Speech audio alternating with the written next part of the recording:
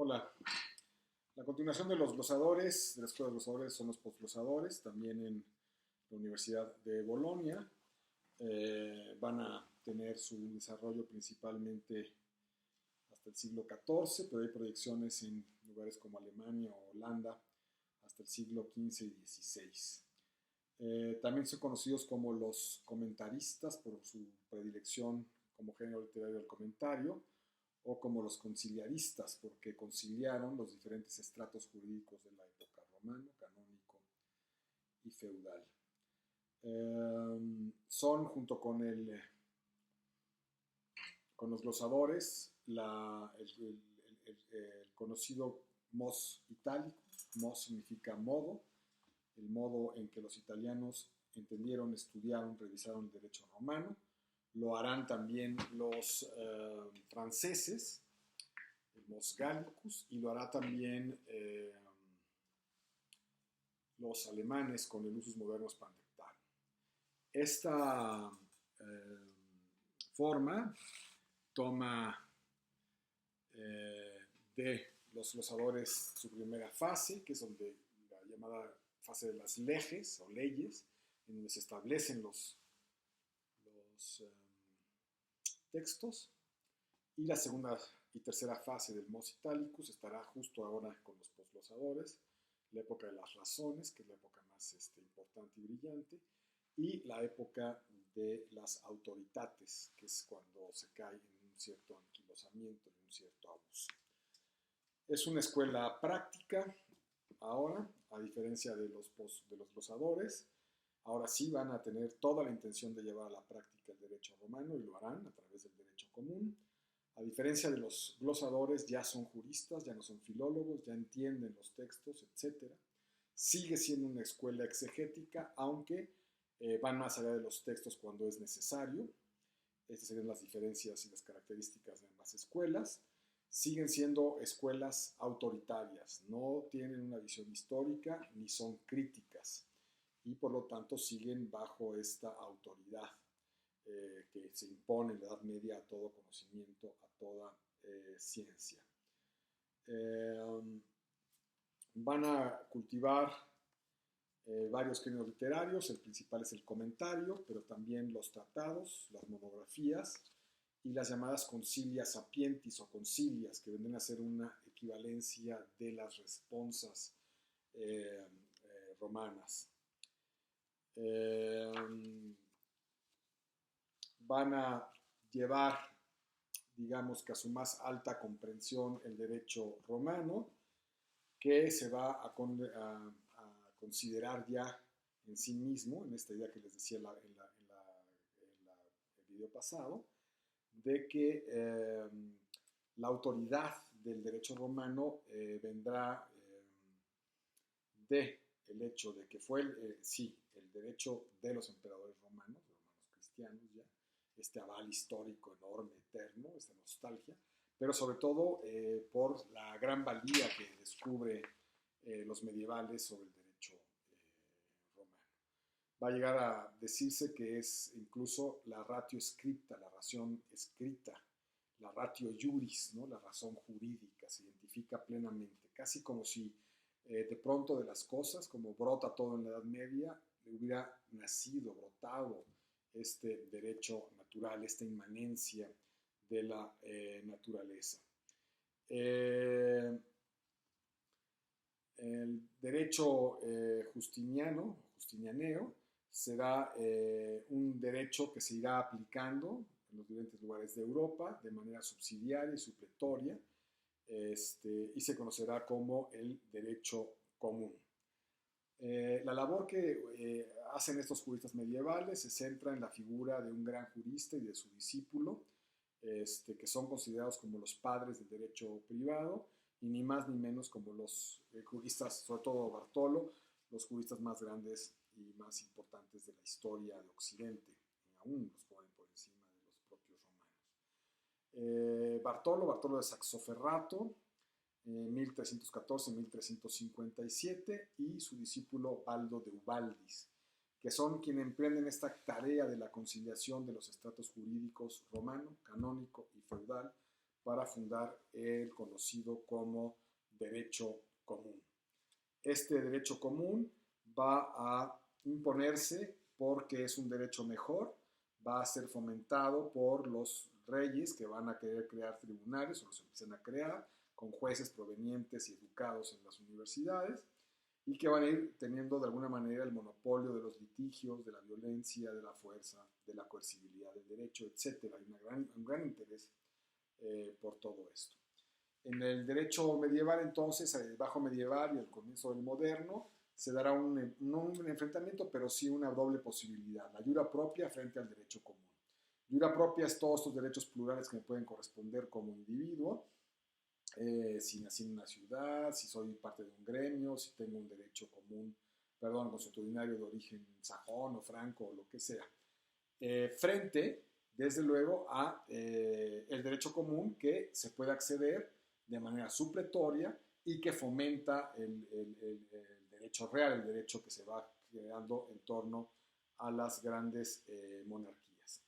De esto surgirá entonces el derecho común, que es un sistema de derecho jurídico positivo, resultado de la actividad científica de estos juristas medievales que conciliaron el derecho romano, el canónico y el derecho feudal. Tuvo como finalidad servir de instrumento jurídico único dentro de una especie de nueva nube doctrinal en torno a los tribunales que se van formando en torno a los diferentes estados que van surgiendo en esta época de la reivindicación de las prerrogativas feudales. No es un derecho legal, no se codifica ni se sistematiza, y, repito, se va a desarrollar como un derecho supletorio. De los tres derechos que se concilian, el superior y el que tiene, digamos, el que constituye propiamente la ratio iuris, el derecho romano, es esta racionalidad que se adquiere cuando se estudia derecho y es una racionalidad que va a, digamos, a servir un poco de liga de todo el resto del trabajo.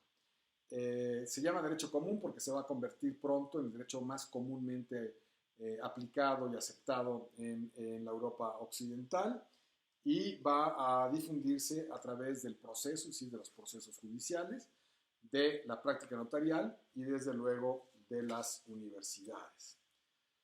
Va a haber un fenómeno de recepción del derecho común en Europa, en donde hay ciertas zonas de Europa, ciertos países, ciertos reinos que van a aceptar y otros que no van a aceptar o que no van a tomar el derecho común. A este fenómeno se le conoce como la recepción del derecho común, como esta asimilación de un ordenamiento jurídico que es ajeno, pero que es asimilado y que va a ser incorporado sin que esta asimilación implique la desaparición de los derechos locales y previos. Esta sería la recepción. Hay elementos que favorecen la recepción y elementos que no favorecen la recepción.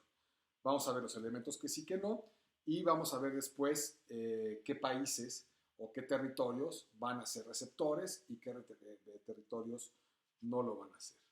Los elementos que favorecen, el primero más importante, la insuficiencia y fragmentación de los derechos locales. Es decir, tener un derecho que no es bueno, que no satisface bien las necesidades del pueblo en cuestión. Desde luego, la presencia romana en los territorios europeos, digamos que el pasado romano va a favorecer la recepción, igual que el uso de las lenguas derivadas del latín, las famosas lenguas romances como el español, el italiano, el francés, el catalán, etc. El hecho de que existan universidades es un elemento favorecedor, igual que el idioma. Va a favorecer también el hecho de que lo promuevan las diferentes entidades políticas que van surgiendo y fortaleciéndose, y esto variará de lugar en lugar, porque hay lugares en que hay oposición por parte del papado, o que hay oposición, o que no hay una fuerza suficiente de carácter político. Al contrario, los elementos que no favorecen, el más importante, que es un caso único nada más, es el que haya un derecho suficiente, ya lo veremos, es el caso de Inglaterra, la ausencia de la tradición jurídica romana, el idioma, la oposición de señores feudales, la dispersión del poder, la falta de universidades, las oposiciones locales, etc. De tal manera que podemos hablar de una recepción del derecho común, y esta recepción va a hacer que los países receptores se conviertan en lo que conocemos como la familia romano-canónica, que junto con la del common law anglosajón son las dos familias jurídicas más importantes en todo el mundo en la actualidad. Por ahí en internet hay un buen mapa en donde se ve quiénes han adoptado, porque después de la caída del muro de Berlín hay quien los ha adoptado, hay lugares en Oriente que han adoptado o el sistema anglosajón, dependiendo del imperio británico también, o el sistema romano canónico. Entonces es muy importante esto. ¿Qué países reciben? Desde luego Italia, pues, es el creador de todo esto, es el lugar de Roma, etcétera. Todo favorece en Italia. En Francia va a recibir la parte media y sur de Francia, que hubo presencia romana, pero la parte norte no, que tiene un derecho fuerte consuetudinario de origen franco. En Francia van a convivir dos sistemas jurídicos, el consuetudinario franco, que se va finalmente a codificar, y el romano canónico hasta la codificación. Desde luego, España, que es el que más nos interesa porque nosotros venimos de esta colonización, de esta conquista. El gran efecto y por qué se extendió tanto el common law como el romano canónico es porque pues, por este efecto de colonización, de conquista de todo el mundo que tuvieron los europeos. En España hay presencia romana, desde luego hay una tradición que se va a continuar por los reyes de Castilla, particularmente importante Alfonso X el Sabio, que hace una gran obra llamada Las Siete Partidas, en donde hace una especie de obra de sabiduría de la época, en donde incluye jurisprudencia romana, una obra fundamental, y ya veremos por qué tan importante para nuestro país y para América. Ya son, obviamente, ellos van a fomentar el conocimiento del derecho, van a tener a los letrados trabajando para ellos. Castilla en ese sentido va a ser muy vanguardista en ese sentido, y ya desde Alfonso X al Alfonso XI van a buscar intentar hacer legislaciones territoriales. Alfonso XI va a hacer el ordenamiento de Alcalá y va a poner al ordenamiento de Alcalá junto con las siete partidas como obras de derecho supletorio.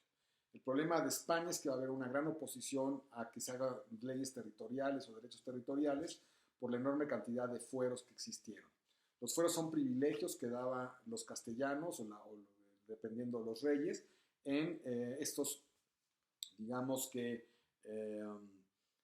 cuando se pedían mutua ayuda para hacer la reconquista, entonces respetaban fueros y privilegios. Estos fueros van en contra de ordenamientos territoriales, en ese sentido va a haber una oposición continua y hay una enorme cantidad de leyes forales en toda España, especialmente en el norte. Hasta 1200, déjenme ver, 1212, la famosa batalla de las Navas de Tolosa, en donde ya se logra la reconquista y solamente queda el reino de Granada. Seguirá la presión hacia las leyes territoriales que no van a ser logrados y, sin embargo, las obras de recepción como siete partidas, ordenamiento de Alcalá, etcétera, quedan como derecho supletorio. Por lo tanto, hay plena recepción. Ya veremos después que esta recepción llegará a México y no habiendo fueros en México que respetar, van a ser nuestra partida de bautismo, que es muy bonito, es una obra de sabiduría, las siete partidas de Alfonso X, que contiene jurisprudencia romana directamente. Van a ser países receptores entonces todos estos, Portugal, los países, pues básicamente el occidente europeo, salvo el caso de Inglaterra, que va a tener una recepción teórica desde las universidades, porque fundan universidades desde el principio, Oxford y Cambridge, y hay una recepción teórica, pero en Inglaterra no va a haber recepción del derecho romano, porque Inglaterra es el caso de que tiene un derecho suficiente. Esto se dio porque Inglaterra fue conquistada en el año 1066 por Guillermo el Conquistador, que era el duque de Normandía, de este gran ducado que está en Francia, de descendencia normanda, y que cuando logra la conquista de Inglaterra, él se da cuenta de lo que está pasando ya en el continente y decide no infeudar ciertas cosas frente a la oposición, obviamente, de los nobles, pero logra no infeudar la justicia. Y por lo tanto, en Inglaterra, desde el siglo XI, la justicia depende de la corona, del rey, y está centralizada. Esto hizo que del siglo XI al siglo XIV, 300 años, Inglaterra ya había desarrollado un derecho que era bastante bueno, basado en antecedentes de corte, que se llama el common law. Cuando llega la recepción del derecho italiano, del derecho común, ya Inglaterra cuenta con un derecho suficiente y no va a ser receptor, y de ahí viene el origen de las dos tradiciones jurídicas, la inglesa y la continental europea o romano canónica. Esto es muy importante, esto de los ingleses. No serán tampoco receptores los países eslavos, Rusia, Checoslovaquia, Polonia, todos estos países eslavos, ni los escandinavos en este momento. Y habrá recepciones tardías en Holanda, porque se independiza de España o de los Habsburgo, y habrá también una recepción tardía, porque no hubo, por una serie de razones, en Alemania con el usus modernus pandectarum. Este derecho común entonces se convierte en el más comúnmente aplicado y se va a constituir como un derecho jurisprudencial por segunda vez en la historia de Occidente.